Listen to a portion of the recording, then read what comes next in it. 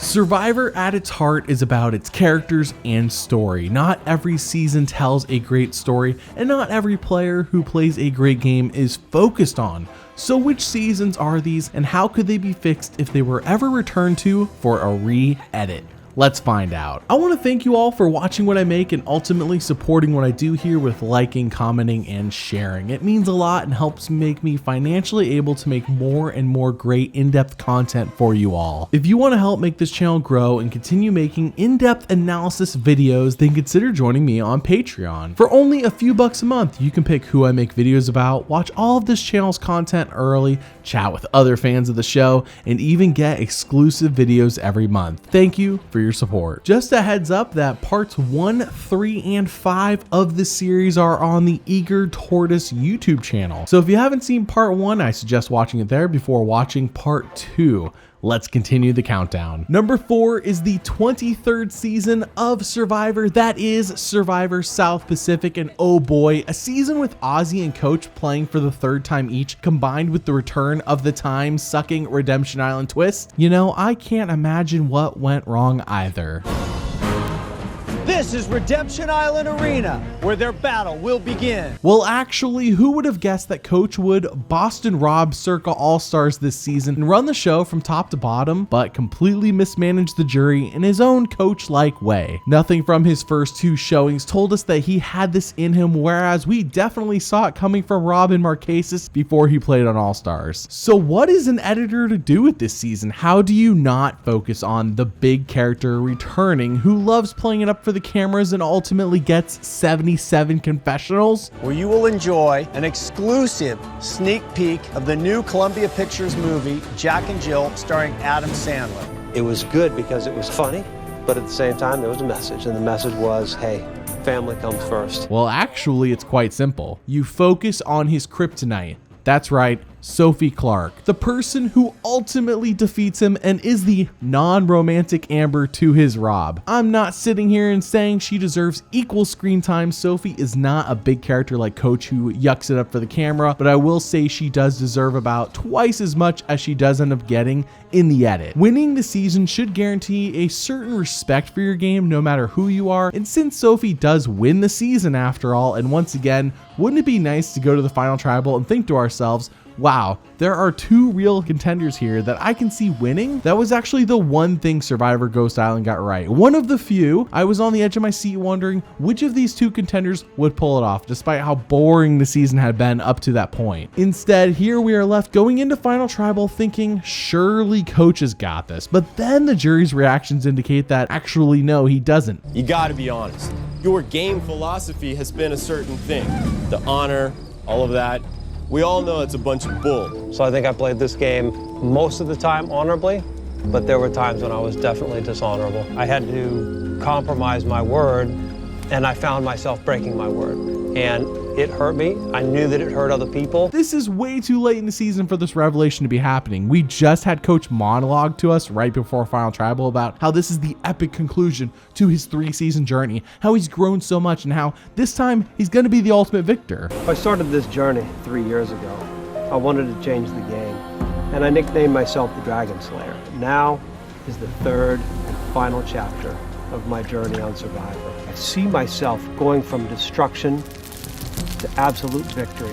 At this point, we as the audience should see this as a possibility, not wonder who the heck is Sophie and how does she have a better shot at this than Coach? Did you know it takes until episode 9 for her to reach double-digit confessionals for the season? To contrast this, Coach has done the same exact thing very early into episode 2, but Coach isn't Russell and Sophie isn't Natalie White. There is a different dynamic here, and while we see all of Coach's pros and cons, we don't learn enough about Sophie to understand who she is and how she clicks. I talked to Coach a bit about how to handle Albert. I'd like Albert to live up in tribal council to being a bit squirrely, a bit wormy. And it isn't just Sophie who gets the shaft when it comes to the storylines in this season. This season is all about 3 people, really maybe 4. Cochran, Coach, and OZZY. Cochran is an amazing confessionalist. I am by far the most survivor-savvy player ever to play the game. But the boot order of the season makes him mostly irrelevant after he flips and everyone reacts. OZZY is on Redemption Island for the second half of the season, so he is mostly irrelevant until he returns, so all we truly have left is Coach and Brandon Hance. But despite how interesting he is,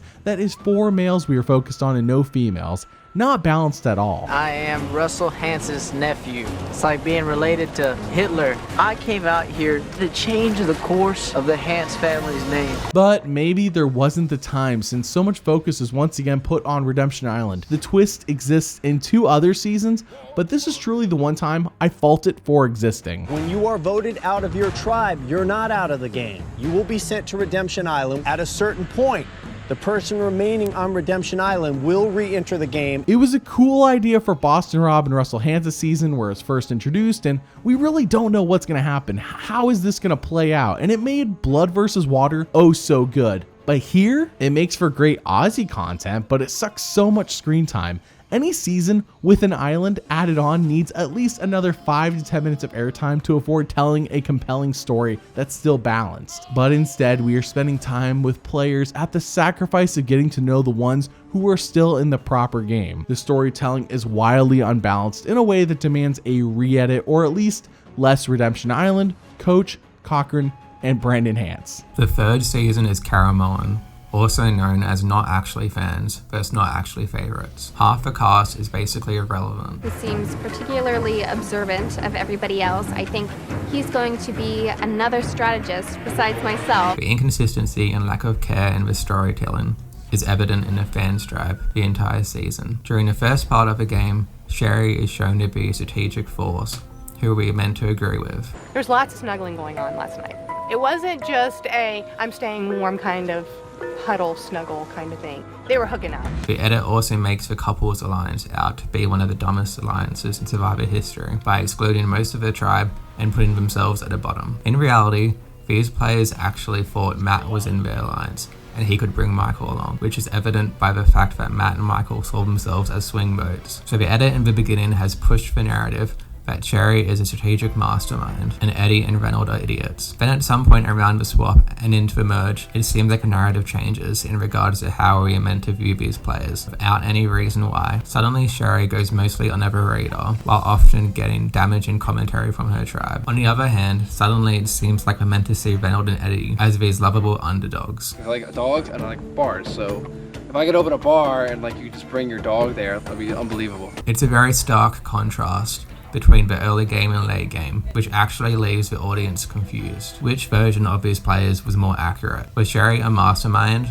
or just an awkward goat? Were Reynolds and Eddie uncaring idiots or were they lovable underdogs? The reality is likely somewhere in the middle for all 3 of these players, but the edit is never able to show them as multi-dimensional players, so they're all just portrayed in extremes from likable to unlikable, depending on the part of the season you're watching. This just leaves the audience to have conflicted feelings about how we're actually meant to feel while watching these players' stories. I think the best example of the lack of care and thought into the edit on the fans tribe is that the show couldn't even remember the difference between Michael and Matt. I definitely don't think that it's a big secret that everyone's looking for the idol. Another big problem is the uneven edit of most of the cast that plagues the entire season. Players that can actually be called favorites like Eric and Brenda go long stretches of a game without gaining any confessionals or significant airtime. Brenda literally goes 8 episodes in a row without receiving a confessional, which is insane. While she clearly played a less dominant game this season, there were plenty of moments where we could have seen her perspective. These edited confessionals that I've edited on my Eager Turtle channel show that Brenda could easily have had at least 1 confessional every episode. But Dawn doesn't feel the same. Dawn is devastated. Dawn is upset, Dawn is crying, Dawn is pissed off, Dawn is livid. Instead, nearly every favorite scene pre-merge is dominated by Philip. In a tribe labeled favorites, where Philip was definitely not a favorite, it became very frustrating to see him being the center of every moment. Even in Redemption Island, Philip had a couple cooldown episodes where he didn't get a confessional. In Caramellan, We never get a call down from him, and he's shown in the viewers' faces every step of the way. Nobody in the other tribe can even beat me arm wrestling. You know, I beat most men. I love to find a sucker. While it made his boot and Malcolm's move a big moment, it didn't need to come as a sacrifice to most of the cast getting any form of character development. I was surprised to find myself agreeing with Corinne so much this season, but I think we can all relate to her thoughts here. You tubby lunchbox. I've yet to see an ab on you. I don't see any pectoral muscles. I mean, he's an amoeba. This unbalanced edit really impacts the endgame and makes it very predictable to watch. Brenda and Eric were basically invisible for most of the game, so we know they aren't winning. Sherry and Eddie have basically been ignored for long stretches of the endgame. Dawn has been given a surprisingly negative edit, so we know she won't win. This just leaves Cochran as the obvious winner. Will he continue to dominate challenges and the game? I've been watching Survivor with my parents for 13 years. I need to win this game. Cochran actually played a pretty good social game and slides under the radar, only making moves when needed, and it's actually pretty impressive compared to his first season. And I know I can't out-muscle. I know I can't out-charm. I don't even think I can really out-strategize anybody, but I can beat people in timing. Unfortunately, his win doesn't feel as earned as it could have because the edit makes it so obvious that he's going to win. Probably the most offensive part of this season is that it feels like mental illness is constantly being played up as entertainment in the edit. The pre-merge is basically the battle of the mentally unstable, with Brandon on the favorites tribe and Shamar on the fan side. During these episodes, they both take up a significant amount of the edit, showing their meltdowns, while we barely hear a word from other players.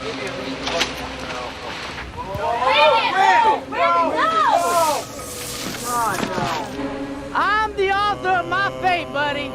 I'm the author of my fate. But then the edit plays up their issues as a drama. There's a couple scenes where the show actually delves somewhat respectfully into Shamar's situation, but most of the time, the edit cuts down these moments with biting commentary from other players, and showing moments without any context. He felt attacked, and so he wanted to justify what we had said at Tribal, and then he screamed at me again and again and again. Brandon's boot episode is probably one of the worst moments in the history of the show. The entire thing is played out to be exciting drama. However, the reality is that Brandon didn't seem to be in the right headspace to be out there, and this put him and the entire cast in unnecessary danger. Got him. Stop it. Well, hey Phil, here's a reason to vote me out, you little. This lack of concern for mental health issues also was the case with Dawn's betrayal on this show. The reason she was so upset about her teeth going missing never made it in the edit, but I'm sure someone behind the scenes would have known what really happened, since it had been discussed online. The edit shouldn't have presented the entire situation in such a damaging way. Dawn was actually assaulted and mugged a short time before the season, which is how she lost her front teeth. The event would have been traumatic, and she still likely had PTSD from the incident. The edit ensures that Dawn looks ridiculous and superficial. Would you have quit this game if I did not give you back your teeth? No. I want everyone to see you the way I saw you that day. I want you to take out your teeth, Don. If you're asking me to take them out and like humiliate myself, I'm happy to do that because truthfully, let's do it. I will do it. Let's do it. No talking, I'm happy to do it. There they are. While this season had flaws anyway, a lot could have been improved with a better edit. I feel like this moment is a good example of the lack of care that went into this season.